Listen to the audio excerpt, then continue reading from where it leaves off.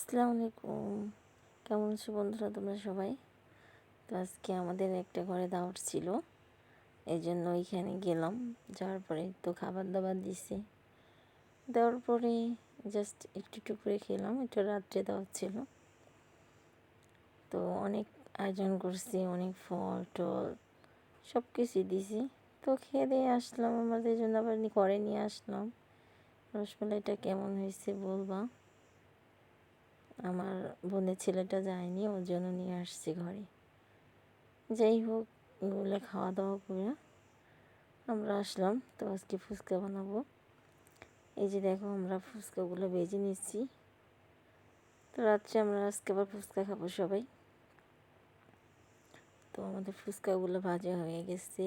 এখন আমরা এটাকে টক বানিয়েছি। টকটা কিন্তু অনেক মজা হয়েছে, খেলে বুঝতে পারতে।